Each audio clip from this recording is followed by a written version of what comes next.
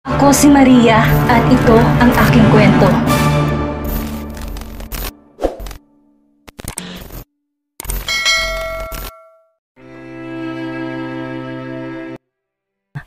Kabawanan na ni Catriona. Tuluyan nang gumaling si Celestine at nanirahan pa rin sila sa Taiwan. Nakahanap ng trabaho si Catriona at nagpatuloy sa pag-aaral ang kapatid niya. Unti-unti na rin siyang nakabangon mula sa pagkabigo sa unang pag-ibig mula pagkawasak noon. Ate May, nakauwi na po ba si Celestine? Tanong niya. Kasama nila ang buong pamilya ni May. Kailangan niya mga ito dahil hindi na iba ang mga ito sa kanilang magkapatid. Nilingon ni May si Catriona. Hindi pa. Tiyak magkasabay silang uuwi ni Xander. Alam ko hindi yung lulubayan ng anak ko sa eskwelahan. Ang protective nun sa kapatid niya. Natatawang sagot niya. Sabay silang napalingon ni May nang may kumatok sa pintuan. Ako na ang magbubukas. Huwag ka nang tumayo dyan. Presenta ni May na nangingiti. Hirap na kasing gumalaw si Catriona sa sobrang laki ng tiyan. Nagulat si Catriona nang pumasok sa loob ng bahay nila si Amethyst. Kasunod nito si Jax. Catriona! Malakas na sigaw ng kaibigan niya. Amethyst, Jax! Nasurpresa naman ako sa pagdating ninyong dalawa. Nagugulat niyang sabi. Niyakap na siya ni Amethyst nang makalapit to sa kanya. Hi Catriona! Malapad ang ngiting bati ni Jax. Napaagang dating namin. Di na kasi makapag-intay yung isa na makita ka. Pagpaparinig na sabi pa niya. Sinamaan ang tingin ni Amethyst ang binata. Sobra ka? Excited akong makitang inaanak ko. O baka mag-away pa kayong dalawa ha? Maupo nga kayong dalawa at ipaghahanda ko kayo ng pagkain nyo. Awat ni Catriona kina Amethyst at Jax. Tumayo si Catriona. Nasa tiyan ang kanyang isang kamay. Hindi na, ako nang bahala Catriona, sabat ni May sa dalaga. Ako na lang po, wala naman po akong ginagawa. Saka juice lang at sandwich ang ihahanda ko. Hindi po mabigat para sa amin ang anak ko, pagdadahilan ni Catriona. Napaismed si Amethyst kay Catriona. Hindi na kailangan, marami naman kaming nakain kanina bago pumunta dito. Sabi niya saka binalingan sa Jax. Diba Jax? Tanong niya pa sa binata na tinanguan siya kaagad. Oo nga, segunda ni Jax. Pero gusto ko pa rin ipaganda kayo, aniya. Napakibit ng kanyang balikat si Amethyst. Ikaw bahala. Naglakad si Catriona papunta sa kusina. Nalampasan ang dalawang kaibigan. Nanlaki ang mga mata ni Amethyst. Umihi ka ba, Catriona? Tanong niya. Ha? Napahinto siya at bumaling sa kaibigan. Napatingin din si Jax sa likuran niya. Hindi. Mabilis siyang umiling. Bakit basa ang damit mo? Tanong muli ni Amethyst. Hala, baka manganganak ka na, Catriona. Nagpanik na sabi ni May. Agad na lumapit sa dalaga at hinawakan ito sa braso. Napaawang ng malaki ang bibig ni Amethyst. Dali na natin siya sa ospital kung manganganak na siya. Inakay na ni May si Catriona na hindi na halos makahakbang dahil sa pumutok na ang panubigan. Jax, buhatin mo na si Catriona. Sigaw ni Amethyst sa binata. Nakatayo lang ito at tinitingnan si Catriona na parang hindi alam ang gagawin. Ha? Bakit ako? Turo ni Jax sa sarili. Sobra na rin tong nagpapanik dahil hindi alam ang gagawin. Nilapitan ni Amethyst sa Jax at binatukan. Ikaw ang lalaki dito. Sira ka talaga? Bulyaw niya. Napakapit na mahigpit si Catriona sa braso ni May. Hoy, mamaya na kayo mag-away dyan. Baka pwedeng pumunta na tayo sa ospital. Sumasakit na yung tiyan ko. Awat niya kay na Amethyst at Jax. Oh my G, manganganak na talaga siya. Natatarantang sigaw ni Amethyst. Nagmamadaling nilapitan ni Jax si Catriona at kinarga ito na ikinagulat ng dalaga. Dahan-dahan lang, Jax. Reklamo ni Catriona. Nauna nang binuksan ni Amethyst ang pinto. Ate May, kami na pong bahalang magdala kay Catriona sa ospital. Pakahintay si Celestine at sabay-sabay na po kayong pumunta doon. Bilin niya. Sandali at kukunin ko ang bag ni Catriona na may mga gamit ng baby niya. Tugon ni May na tumakbo papunta sa kwarto ni Catriona. Pagbalik ni May sa sala ay si Amethyst na lang na abutan niya. Binigay niya ang bag at tumakbo na si Amethyst palabas. Tinatanaw ni Amethyst ang papalayong sasakyan. Lunan si na Catriona. Diyos ko, kayo na pong bahala sa mag-ina. Usal niyang dasal. Patuloy ang pagkikita ng palihim ni Madeline at Darius. Ilang buwan na rin silang kasal ni Tristan pero wala pang nangyayari sa kanila. Nasa mansyon sila nakatira pero may sariling kwarto ang asawa niya. Tumaas ang sulok ng labi ni Darius. Nagsindi siya na sigarilyo. Naghit-hit buga. Buti hindi ka napapansin ng asawa mo na minsan wala ka. Napayakap si Madeline sa hubad na katawan ng binata, tsaka napatunghay ng ulo. Paano naman niya mapapansin? Hindi naman kami tabing matulog. Tsaka wag na nga nating pag-usapan ng kapatid mo, naalibadbaran lang ako. Napatingin si Darius sa kanyang hipag at gumisi. Matigas din kasi ang ulo mo. Sinabi ko na sa iyong wag na lang si Tristan ang pakasalan mo, hindi ka kasi nakikinig. Mas mayaman ang kapatid mo sa'yo. Nag-e-enjoy pa rin naman ako nakasal kay Tristan. Nakukuha ko lahat ng gusto ko, namin ang anak ko. Kaya okay lang sa'yo na ganyan ang trato niya. Iisipin ko pa ba yun? Besides, asawa pa rin ako ni Tristan. May karapatan ako sa kanya. Sabi ni Madeline na proud pa sa sarili na matawag na asawa ni Tristan. Hindi ka ba natatakot na mahuli tayo? Saglit na natahimik si Madeline. No, I'm not. Andito ka naman, di ba? Iiwan mo rin ba ako? Tumawa ng malakas si Darius. Kung mahuhuli tayong dalawa, iiwan talaga kita. Pero bago yon dapat nakuha ko na ang Lumina Essence. Sagot niya na may ngisi sa labi. Ang sama mo talaga. Masamang tiningnan ni Madeline ang binata. Congratulations! Ang cute ng baby boy mo! Sigaw ni Amethyst habang papalapit dala ang bouquet at balloons. Kasama niya sa Jax na hindi rin maitago ang tuwa. Ngumiti si Catriona at napadako ang mata sa kanyang bagong panganak na sanggol. Nakapalibot ang mga taong importante sa buhay niya. Kompleto ang pamilya ni May at si Celestine, Trevor, Rosh, Hope. Mangiyak-ngiyak na sambit niya sa pangalan ng anak. Napag-isipan na niya ang pangalan ng kanyang anak at malakas din ang kutob niyang lalaki ang unang anak nila ni Tristan. Hindi nga siya nagkamali. Ate, yun bang ipapangalan mo sa pamangkin ko? Tanong ni Celestine. Marahang tumango si Catriona. Oo, maganda ba? Maganda. Sinunod mo talaga sa pangalan ng tatay niya na wala namang nagawa. Sabi ni Amethyst, may halong sama ng loob sa tono ng boses niya. Nag-iba ang reaksyon ng mukha ni Catriona. Siniko ni Jack si Amethyst at tinuro si Catriona na nawala ang ngiti. Napabaling ang tingin ni Amethyst sa kaibigan at natutop ang sariling bibig. Sorry, hingi niya ng paumanhin sa kaibigan. Nag-guilty siya sa tinuran niya kanina. Marahang tumango si Catriona. Okay lang, totoo naman ang sinabi mo. Kahit naman tanggalin ko siya sa buhay namin mag-ina, siya pa rin ang ama ng anak ko. Naiiyak na saad niya. Tama na yan. Dapat maging mas masaya tayo dahil sa pagdating ni Trevor. Ang gwapo ng pamangkin ko, oh. Masaya ang wika ni May.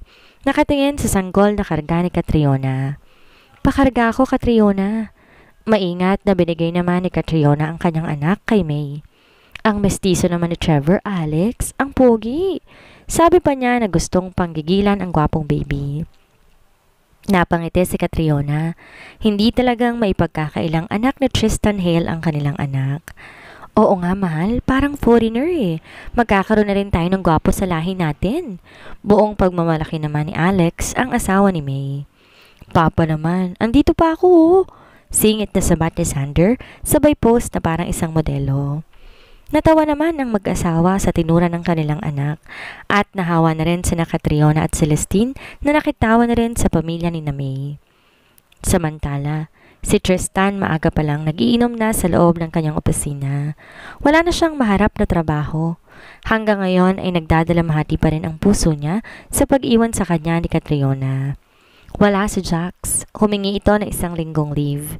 Pinagbigyan niya na dahil sa bihira namang mag-request ang kaibigan niya ng bakasyon. Sir, may bisita po kayo. Imporma ni Marigold. Agad na napatunghay ng ulo si Tristan sa sekretarya. Sino? Tanong niya, sabay inom ng alak mula sa kanyang baso. Tristan! Sigaw ni Dante habang mabilis na naglalakad palapit sa anak. Agad namang lumabas ng opisina si Marigold. Anong ginagawa mo sa sarili mo? Pinapatay mo bang sarili mo? Imbes na magtrabaho, nag-iinom ka. Sermon ni Dante paglapit sa anak. Parang walang naririnig si Tristan at patuloy lamang sa pag-inom ng alak. Napailing si Dante. Sa nakikita niya, parang wala nang pag-asang magbagong anak. Pinuntahan niya na to sa kumpanya dahil hindi niya tumatsyempohan sa mansyon. Napapabayaan mo ng luminescence. Bumabagsak ang sales. Huwag mong hintaying mag-pull out ang lahat ng investors natin. Actually, I closed a deal with a marketing agency last week. They are interested in promoting our scents for their next campaign. I thought it could boost our visibility. Umapo si Dante at kinuha ang bote ng Johnny Walker sa ibabaw ng lamesa. Hindi na yun matutuloy. Tumawag sila sa akin kanina. You're late at wala ka raw sa meeting. 2 days ka nang hindi nagpapakita. Wala ka ring paliwanag na binibigay sa kanila.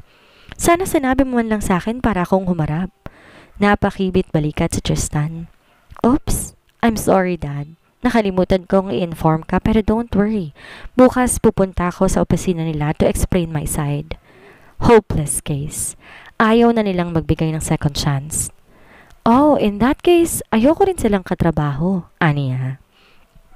Hindi makapaniwala si Dante sa narinig mula sa kanyang anak. Ngayon lang kita nakitang pabaya sa trabaho. Nasaan ang dating Tristan na nagpalaki sa Lumina Essence? Tumaas ang sulok ng labi ni Tristan. He already left this world nung araw na ipinilit niyong ipakasal sa akin si Madeline. Nakaupo na si Tristan sa kanyang swivel chair sa loob ng conference room. Dahil sa patuloy na pagbagsak ng sales, nanganganib ng magsara ang Lumina Essence. Kaya nagdesisyon ang board na tanggalin siya sa pwesto bilang CEO. Tahimik ang buong silid. Naroon ang 5 sa mga pangunahing board members. Lahat seryosong mga mukha. Hanggang sa bumasag ng katahimikan si Mr. Alvaro, ang pinakamatandang miyembro ng board at presidente ng Lumina Essence. Tristan, aniya, habang nakatitig ng diretso sa kanya. This isn't easy for any of us, but the numbers speak for themselves. We're given enough chances. Hindi sumagot si Tristan. Nanatili siyang nakatingin sa folder ng financial report na nakalapag sa mesa. Ang parehong report na unti-unting gumiba sa posisyon niya. Effective immediately, the board has appointed a new CEO. You will be asked to turn over all necessary documents and accounts by the end of the day. Sabi naman ni Ms. Samuel, ang legal advisor. Mabigat ang bawat salita. Pakiramdam ni Tristan parang unti-unti lumiliit ang conference room. Pero tumango siya, tahimik. I understand. Mahinang tugon ni Tristan. I will cooperate fully. Ngunit bago pa siya makatayo, muling nagsalita si Mr. Alvaro. There's one more thing you need to know. Napatingin si Tristan. Hindi niya gusto ang tono nito. We have appointed your younger brother, Darius Hale, as the new CEO of Lumina Essence, effective immediately. Para siyang binuhusan ng malamig na tubig. Darius? Tanong ni Tristan, hindi makapaniwala. He's barely had any experience running operations. Bago pa makasagot ang board, isang boses ang pumuno sa silid. He will do better than you. Lumingon si Tristan. Naroon sa dulo ng conference room ang ama nilang si Dante Hale. Tahimik na nanonood mula sa simula ng pagpupulong. Matagal na tong hindi nakikialam sa kumpanya, pero ngayong may krisis ay muling nagpakita. Dad? Mahina niyang sabi. Tumayo si Dante, kaswal pero may bigat ang presensya. You've had your chance, Tristan. I let you run this company your way. I trusted you, but you failed? I failed because no one supported me, even you, even me. Putol ni Dante, matalim ang tingin. You were the CEO, Tristan. Leadership isn't about waiting for support, it's about earning it. Napatingin si Tristan sa mesa, parang gusto niyang magsalita pero pinigilan ng sarili. Sa kabila ng kanyang pagiging profesional, ramdam na ramdam ang pagkawasak niya, hindi lang dahil sa negosyo kundi dahil kay Catriona na matagal nang nawala sa kanya. Mula nang iniwan siya nito, tila unti-unti, nawala ang direksyon ng buhay niya. Ang Lumina Essence ang tanging natitirang kayamanan niya, ang huling bagay na nagpaparamdam sa kanyang may silbi pa siya. Ngayon, pati yon tuluyan ang nawala, dahil na rin sa kapabayaan niya. Tumango si Tristan, pilit na pinapanatili ang composure. I lost everything, Dad. Not just the company. I lost Catriona and maybe that's when I truly started to fail. Walang sumagot. Tila na tameme maging si Dante. Sa may gilid ng silid, tumikim si Darius sa kalumapit. We all lose people, kuya. But we don't let that become an excuse to lose ourselves. Napapikit si Tristan, hindi dahil galit siya kay Darius, kundi dahil sa sakit ng katotohanan sa sinabi nito. Hindi na siya sumagot pa. Tumayo siya, inayos ang coat at tumingin sa lahat ng naroroon. Good luck, Torios. Sana hindi mo danasan ang lahat ng kabiguan ko. Alagaan mong kumpanya. Matagal ko ring hinawakan at pinalago ito. At tahimik siyang lumabas sa conference room nang walang lingon. Dala ang bigat ng kabiguang hindi lang ang negosyo, maging ang puso. Dumiretso sa isang bar si Tristan. Halos siya nang nagbukas ng lugar dalas 8 lang ng gabi. Mag-isa siya. Wala si Jax dahil hindi pa to nakakabalik mula sa bakasyon. Sir, sabi po ng management, hindi daw kayo pwedeng magtagal dito sa bar. Abiso ng waiter. Napatunghay si Tristan. Sa lubong ang kilay, kunot ang noo. And why? I can even buy the whole bar. Angil niya. Siguro kumalat na sa balita na tinanggal siya bilang CEO ng Luminescence. Napaayos ng tayo ang waiter at napalunog. I'm sorry po sir, sumusunod lang po ako sa utos ng management. Sagot nito, halata ang takot sa mukha. Okay, give me 1 case of beer. When I finish the whole case, I will leave this bar. Madiing sabi ni Tristan. Umuwi si Tristan sa mansyon na lasing na lasing. Saktong lumabas si Madeline sa kanyang kwarto at napansin ng asawa na naglalakad sa hallway. Tristan, tawag niya. Pero hindi to huminto at tuloy-tuloy lang sa paglalakad patungo ng sariling kwarto. Mabilis tinawid ni Madeline ang pagitan nila at inunahan siya sa pagpasok sa loob ng kwarto. What is your problem, Madeline? Wala tayong pakialaman. Get out of my way. Angil niya. Napatiimbagang si Madeline. Malakas na sinampal niya si Tristan. Napaling ang mukha ng lalaki pero hindi man lang ito natinag. Nandilisik ang mga mata nito. Napatiimbagang at agad gumanti na isang malakas na sampal kay Madeline. Napasalampak si Madeline sa sahig. Natigilan habang hawak ang pisnging nasaktan. Dumaloy ang luha sa kanyang mga mata. Mama! Malakas na sigaw ni Mariska habang nilapitan ng ina. Umiyak na rin siya habang mahigpit na nakakapit sa braso ng ina. Galit na tumitig si Mariska sa ama. Tumayo siya, kuyom ang mga palad at lumapit sa lalaking nanakit sa kanyang ina. You're bad! Bad ka, Papa! Sinaktan mo ang mama ko. I hate you! Galit na sigaw ng bata habang pinapalo si Tristan sa tiyan. Hindi malakas ang tulak ni Mariska pero ramdam ang bigat ng bawat salita na lumalabas sa bibig niya. Natigilan si Tristan. Mariska? Mahina niyang tawag. Bahagyang umangat ang kamay niya, tila aabutin ang bata pero umatras ito agad at muling kumapit sa ina. Don't touch me! Sigaw ni Mariska. I don't want you, Papa. You're not nice. Umatras ang bata. Mariska, come here. Garalgal ang tinig ni Madeline. Hindi na kayang itago ang takot sa boses. Napalingon ang anak niya sa kanya at tumatakbong lumalapit. Pilit siyang itinayo. Wala pa ring reaksyon ang mukha ni Tristan na nakatingin lamang sa mag-ina. Halos magkulong na lang si Tristan sa loob ng kanyang kwarto. Nagkalat ang mga bote ng alak at balot ng dilim ang buong silid. Simula nang masampal niya si Madeline, hindi na siya umuwi sa mansyon. Sa kondo na siya nanatili. Pinagsisisihan niyang nanakit siya pisikal ng isang babae at ng ina pa ng anak niya. Ang isang linggong pag-iisa ay nauwi sa isang buwan. Gising sa umaga. Alak agad ang hanap, ganon din sa gabi. Halos hindi na makilala ang mukha niya sa balbas na unti-unting tumubo. Humahaba na rin ang buhok niya, na hindi rin niya nagagawang maligo. Lahat ng taong malapit sa kanya, iniiwasan niya. Pati kay Jax, hindi na siya nagpapakita. Pinatay niya ang kanyang telepono para walang makakontak sa kanya. Tuluyan niyang kinulong ang sarili, malayo sa lahat. Napabalikwas si Tristan sa malalakas na katok sa pintuan. Pupungas-pungas siya ng kanyang mga mata na tumayo mula sa sofa. Dahil madilim, muntik pa siyang matumba nang may masipa siyang bote ng beer sa sahig. Shit! Malakas niyang mura. Sino ba kasi yan? Untag niya na pagyawang-gewang na naglakad papunta sa pintuan. Naliit niyang binuksan ang pinto. Nasilaw pa sa ilaw na nagmumula sa labas. Who are you? Suplado niyang tanong sa lalaking nakatayo sa labas. Sinuyod ng tingin ni Tristan ang lalaki. Naka-overall tong damit na kulay blue at sa gilid nito, ang trolley na may mga gamit panglinis. Magandang araw po sir, taga-maintenance po ako. Naka-schedule po ako maglinis ng unit ninyo ngayon? Ha? Hindi naman ako tumawag para magpalinis ng unit ko, tsaka walang lilinisin. Malinis ang loob ng kondo ko? Nagtatakang aniya. Pwede pong pumasok, sir, para masimulan na po ang trabaho. What the hell? Bakit kita papapasukin? Bulyaw niyang tanong. Naging palaisipan ang pagsulpot ng lalaking to sa harapan ng unit niya. Nag-aalok ng serbisyo para linisin ang buong unit niya? Taga-cleaning nga po ako. Pakibukas na lang po ang pinto para makapagsimula na ako ng trabaho ko, sir. May diing sagot ng lalaki. Hindi kumilo si Tristan. Sinara ang pinto pero bago pa niya mailak ay biglang malakas sa sinipa ng lalaki ang pintuan. Napasinghap siya sa sobrang pagkabigla.